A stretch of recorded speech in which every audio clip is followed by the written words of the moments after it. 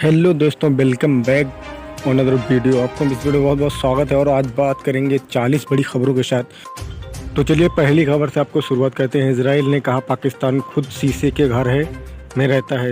और बढ़ते हैं अगली खबर जो कि लखनऊ की यूपी का है। लखनऊ यूपी में 6 माह तक हड़ताल पर प्रतिबंध। बिजली विभागों के असहयोग आंदोलन के चलते प्रतिबंध। कई अन्य कर्मचारियों संगठनों ने भी आंदोलन की चेतावनी। प्रदेश सरकार की सेवाएं 6 महीने तक हड़ताल पर रोक। अगली खबर है दिल्ली से 18 साल से कम उम्र के बच्चों को भी जल्द से जल्द वैक्सीनेशन की मांग वाली याचिका पर दिल्ली हाईकोर्ट में आज सुनवाई हुई। हाईकोर्ट ने केंद्र सरकार और दिल्ली सरकार को नोटिस जारी कर जवाब मांगा।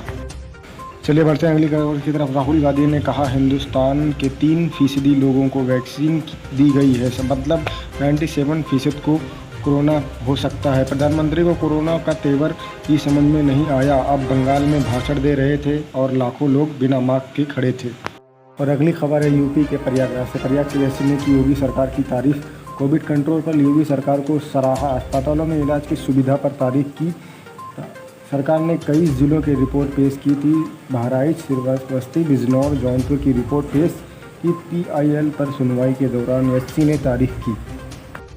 चलिए बढ़ते हैं अगली खबर की तरफ। स्वतंत्र सेनानी हिंदू सब महासभा के अहम सदस्य रहे वीर सावरकर की 138 जयंती के मौके पर उनकी ज़िंदगी के संघर्ष को दर्शाती एक फीचर फिल्म बनाने के लिए ऐलान किया गया। अगली खबर राहुल गांधी की तरफ। कोरोना पर कांग्रेस की सरकारें भी झूठ बोल रही हैं, राहुल को ये जवाब। और आपको बताता चलूँ, रांची के तामड़ में हराड़ी डी बुड्ढा पर पुल टूटा, ध्वस्त हुआ भ्रष्टाचार का पुल। और अगली खबर है बंगाल की तरफ से। प्रधानमंत्री मोदी आज चक्रवाती तूफान यास से प्रभावित ओडिशा पर और पश्चिम बंगाल के विभिन्न इलाकों को दौरा करेंगे, लेकिन PM मोदी के बंगाल के दौरे से पहले विवाद हो गया। अगली खबर दिल्ली से आ रही है। अरविंद केजरीवाल ने कोरोना के खिलाफ इस लड़ाई में दिल्ली वासियों की मेहनत से दिल्ली में स्थिति तेजी से सुधार रही है। लॉकडाउन के बाद आज अब दिल्ली धीरे धीरे अनलॉक लिए तैयार है। अगली खबर बुलंदशहर की तरफ से। बुलंदशहर पेट्रोल पंप के पास पड़ा मिला वृद्ध का शव। किसी बीमारी से मौत होने की जताई आशंका। स्थानीय लोगों ने पुलिस को दी सूचना। वृद्ध की अभी नहीं हो सकी है निष्कर्ष। खुर्जा नगर कोतवाली क्षेत्र मामला। और अगली खबर है चीन की तरफ से। चीन फ़लस्तीनियों को देगा $10 लाख की मदद। अगली खबर यूपी से आ रही है। यूपी के CM पंचायत ने कहा पंचायत से लेकर जिला पंचायत तक के लिए 550 करोड़ की धनराशि अवमुक्त करा दी गई है। जिला पंचायत व क्षेत्र पंचायत को 165 करोड़ एवं ग्राम पंचायत को 385 करोड़ मिले। और आपको बताना चले एक और बड़ी खबर का खुलासा हुआ है।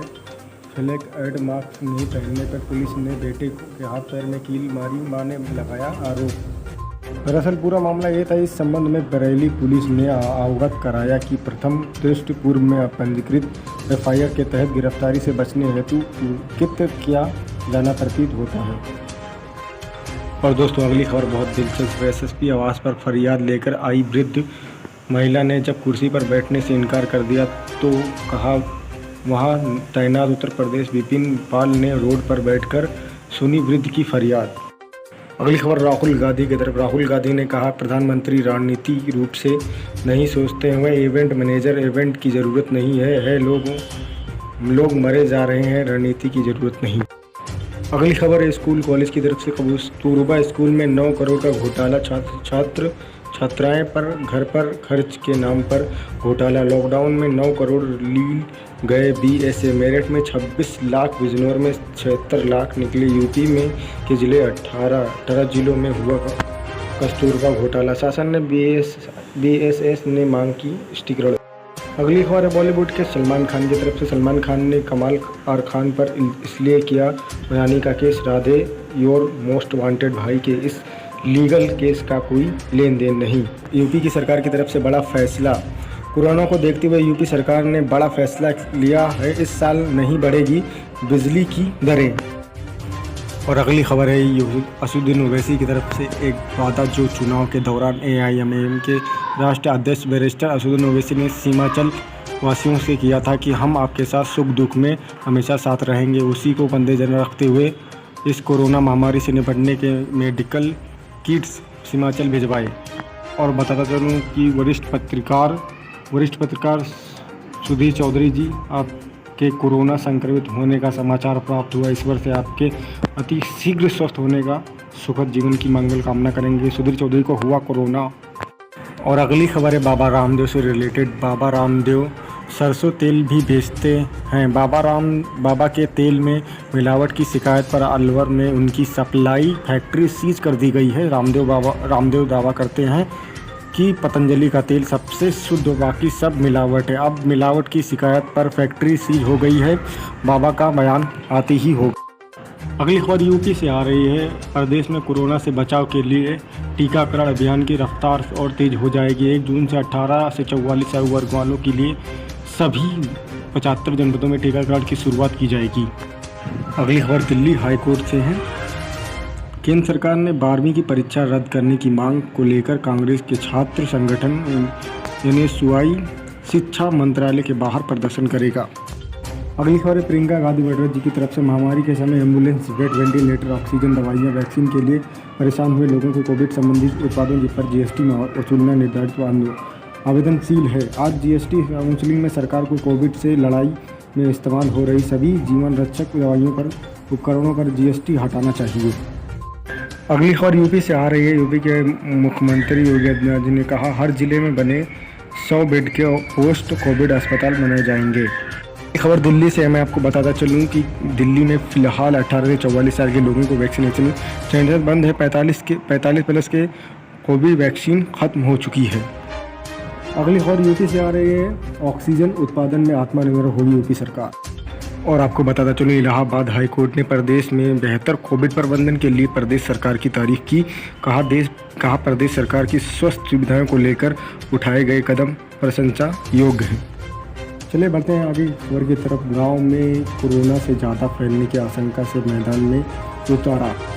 अगली खबर है दिल्ली से। सीएम अरविंद केजरीवाल ने कहा ऑक्सीजन की कमी से जान गंवाने वाले कोरोना मरीजों के परिजनों को 5 लाख तक का मुआवजा देगी दिल्ली सरकार। अगली खबर है यूपी के सीएम की तरफ से। तीसरी लहर से निपटने की तैयारी में जल्द पूरी करेंगे मुख्यमंत्री जी।